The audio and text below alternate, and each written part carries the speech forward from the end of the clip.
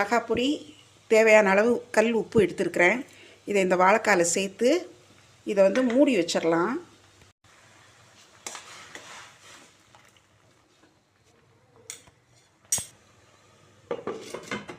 குழையாமல் வேகணும்.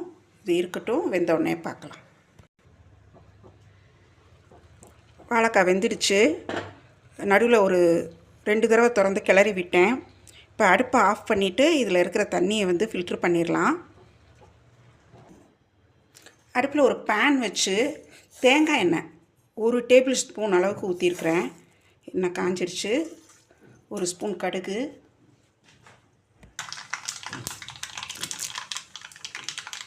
கொஞ்சம் கருவேப்பிலை சேர்த்துக்கலாம்.